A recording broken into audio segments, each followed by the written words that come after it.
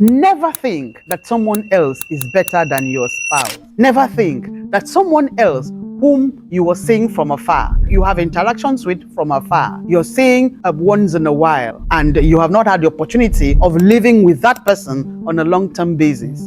Never think that that person is better than your spouse, whether you're a man or a woman. Let me tell you a story. Hello, it's Vow Glow with Pastor J.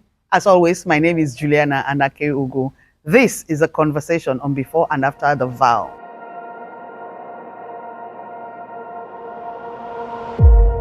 Today, we'll be talking about the grass not being so green on the other side. Never think that someone else is better than your spouse.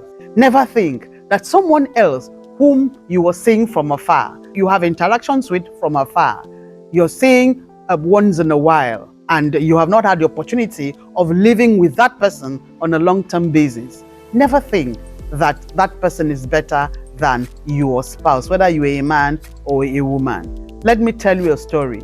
It is a story of Abigail of Carmel, the wife of Nabal, and King David. The Bible tells us that Abigail was married to a man known as Nabal, a wealthy businessman. Nabal was very wealthy. They lived in Carmel with his wife Abigail. The Bible says Abigail was a woman of understanding. Now, when the Bible says a person is of understanding, it means the person knows how to handle situation. The person knows how to mediate, how to interact in such a way that they have this very easy way of solving problem. They have a way of solving problem and making things, troublesome situations, go away. On one hand, there is David, who had been anointed king but had not ascended the throne because Saul was still on the throne.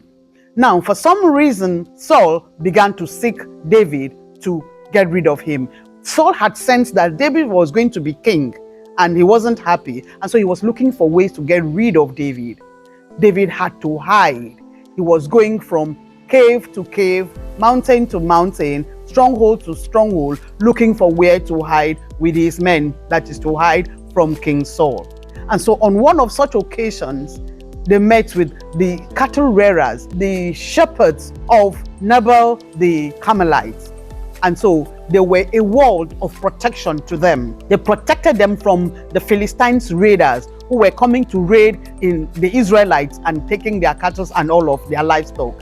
So they protected them, they guarded them, they were a wall unto them and gave them protection. So on a certain day, Nabal of Carmel had a feast. He had a party for his friends and for his workers, his cattle rearers, and all of the people who worked for him. It was a big feast. The Bible says he had a feast for his friends and his workers.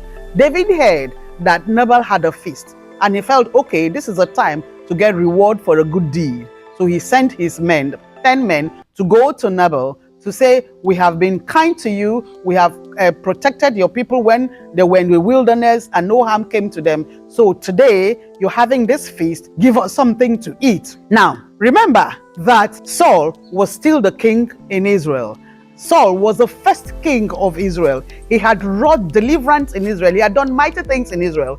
And though he had fallen out of favor with God, there were still Israelites. There were still people who had not forgotten all his good deeds, all the mighty works he had done, and how he had delivered the people from the hands of the Philistines, how he had gone to war, conquered the Philistines, and wrought all of those victories for the Israelites. So he still had fans. There were still people who believed in him, and Nabal was one of them. So when David came to Nabal, of course, he wasn't happy with David because he felt that David was not being loyal to Saul. So he refused.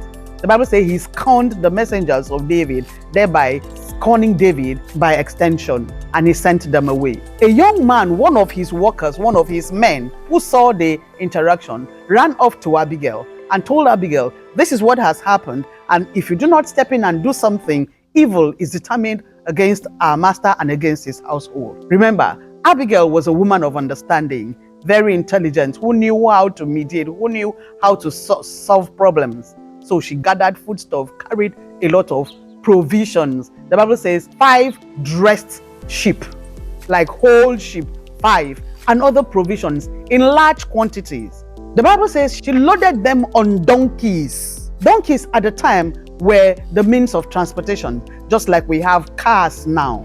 And so if you want to bring it to contemporary time, Nabal had a fleet of cars, and Abigail took some of the cars, loaded this foodstuff in those cars, and sent the servants to go ahead of her young men to go. So they had young men waiting on them. She had young women waiting on her. So she sent her young men ahead of her and followed on another donkey, so to say. So she was driving another car to go with them. When she met David, she spoke with David, persuaded him, and assuaged his anger and cooled his temper. And David collected the gifts that she had brought, went away, and told her it was okay. So she averted the danger that would have come to her household.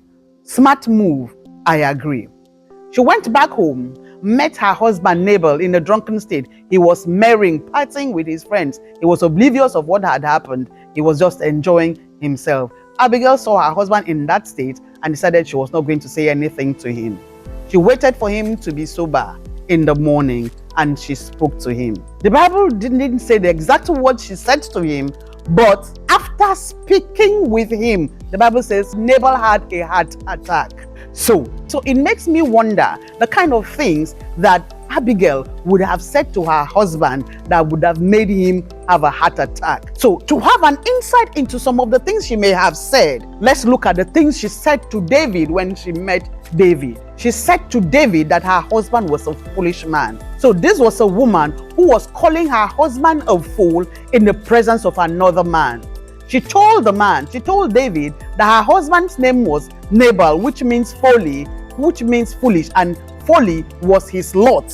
So this was how she spoke about her husband to another man, because she believed that David was the hero, the superhero, the mighty man who fought battles, that strong man who had been anointed to be king in Israel. So she saw him and felt that he was a better person. He was more of a man than Nabal, her husband. He was a better man than her husband. He was smarter, he was wiser than her husband. He was a warrior. He was a leader of the army. He was this and he was that.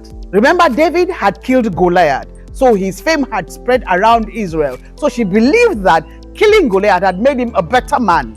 Being a warrior and fighting all those battles with Saul had made him a better man. So she believed he was a better man than her husband. Now, she spoke with her husband in that manner. The man had a heart attack and died 10 days later. What does it truly mean to be an irresistible woman? It's about purpose, impact, and transformation. In this powerful guide, Pastor Juliana reveals the keys to securing lasting peace and stepping into your destiny. Get your copy today at www.beulahministry.org. God bless you.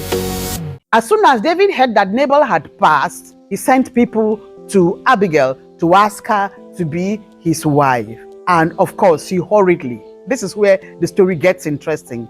She got up. The Bible says she took 5 of her maidens, loaded them on donkeys. So she took some of the wealth, the good things, the good life that she had with Nabal, and went on to live with David, the warrior. That was the last time Abigail was being mentioned as a woman of understanding. All her understanding, all her prowess, all her wisdom, whatever it is she knew, that was the last time it was mentioned. She went on and became the wife of David. After she became the wife of David, the only time she was mentioned was when there was a roll call of the many wives of David. She became just one of the wives of David. She had to wait in line to see her husband. She had to wait her turn to be able to go into her husband. She had to compete for the attention of her husband with other women. She had to wait to be attended to in turn, because there were other women to be attended to. There were other women who had the attention of the king. She had to compete for the attention of the king with other women, or for the attention of her husband with other women. While in the house of Nabal, she was the first lady. She was the only wife, because the Bible never tells us that Nabal had any other wife. She had all his attention. She had everything at her beck and call. She was living the life, but she felt it was not enough. Her man was not good enough to her. She admired another man outside, then she went to be with that other man, and then she discovered that what she saw from the outside wasn't as good as it looked. Then she found out that the grass was not as green as it seemed from the side where she was before. She had seen the grass on the other side and she thought it was very green. But now that she is inside, she realized that the grass wasn't that green. Abigail went quiet. Abigail was not heard of anymore. Abigail became just one of the wives of David, who became the king. Though David became a king, she may be said to be a queen, but she was just one of the queens. She had one son for David, one child, a male child for David. He wasn't mentioned as one of David's favorite children. He wasn't mentioned as one of the ones who did exploits in Israel, whether negative or positive. He wasn't mentioned. The only time Abigail's son was mentioned was when there was a roll call of David's sons. So this is Abigail, who, while married to Nabal, was the first lady, was the everything. The Bible is quiet on whether she had children for Nabal, but I do not think so, because there would have been the mention of it. Because when she left Nabal to go be David's wife, she carried just her maiden. There was no mention of children. So if she had children for Nabal, you can be sure that they would have been, the children of this wealthy man doing well and living well. But going to become one of the sons in the palace, one of the sons of the king, of King David in the palace, an insignificant person. So Abigail walked into obscurity with her legs. She walked into a position where she had to just be seen and not heard. Abigail was able to rebuke her husband, Nabal. That means she was able to speak with him. That means he had her ear. She could speak with him. She could go into his presence and talk with him at any time. But in the palace, as David's wife, as one of the queens in Israel at the time, she didn't have that opportunity anymore. She was relegated to the background. She had become just as ordinary as anybody, even though she was a queen. I am sure if we see Abigail now and ask her, she would tell us that she would have preferred to go back to being Nabal's wife than being David's wife and living in that situation or in that position she found herself. So never think that someone you are seeing from a distance is better than your spouse. A successful marriage is where two people commit to each other, building each other, looking out for each other, working in the interest of each other, and just being each other's ride or die. So be grateful to God for the partner He has given to you. Never think that another man is better than your husband.